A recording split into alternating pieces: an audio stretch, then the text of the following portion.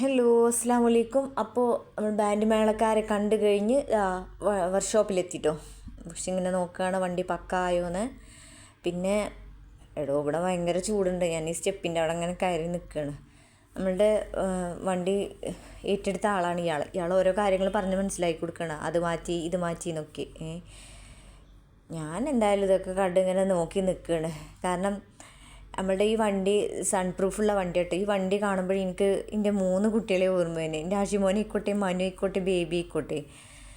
ഞങ്ങൾ ഇതുപോലെ ഇങ്ങനത്തെ വണ്ടി കൊണ്ടൊക്കെ ഞങ്ങൾ യാത്ര പോകുമ്പോഴേ ഈ കുട്ടികൾ ഈ സൺ പ്രൂഫ് തുറന്നിട്ട് തലയും കയ്യും പുറത്തുണ്ടാവും. എന്നിട്ട് മറ്റുള്ള വണ്ടികൾക്കൊക്കെ ടാറ്റ കാണിച്ചു കൊടുക്കും. ഞാൻ വണ്ടിയുടെ ഉള്ളിൽ കയറിയിട്ടോ ഈ പറയണത് ഇതൊക്കെ പുറത്ത് ചൂടാണെങ്കിൽ.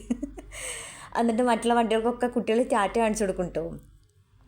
അപ്പോൾ എനിക്ക് ഈ വണ്ടി കാണുമ്പോൾ ആദ്യം കുട്ടികളെ ഓർമ്മ വരുന്നത്. പിന്നെ എന്താ പക്ഷെ ഓരോന്നിനൊക്കെ തല ആട്ടിയിട്ട് ഇയാൾ പറഞ്ഞ പൈസ കൊടുക്കണമല്ലോ എന്ന് ഈ കാര്യം മനസ്സിൽ. അല്ലാണ്ട് ഇപ്പം എന്താ പറയുക, കാരണം വർക്ക്ഷോപ്പിലല്ലേ വണ്ടി. അങ്ങനെ അവിടുന്ന് പോരുകയാണ്. ടാറ്റ ബൈ ബൈ പറഞ്ഞിട്ട് ഞങ്ങൾ അവിടുന്ന് പോകുന്നു. ഞാൻ മുന്നേത്തെ സീറ്റിൽ തന്നെ ഇരുന്നു. പിന്നെന്താ, തലയുടെ മേലെ കൂടെയാണ് പോണത്, വിമാനം പോണത്. ഓട്ടോ പോണ പോലെയാണ് പോണത് കേട്ടോ. ഇടയിൽ കൂടെയൊക്കെ പോകുന്നുണ്ട്. ബ്ലോക്ക് പിന്നെ പറയാണ്ടിരിക്കുക നല്ലത്.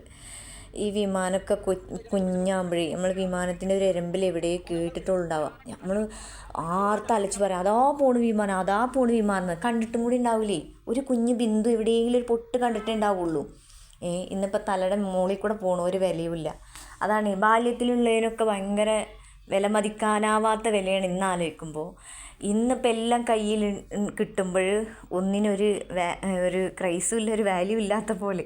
ബാല്യം തിരിച്ച് കിട്ടാത്തൊരു സംഭവമാണ് ബാല്യം അല്ലേ.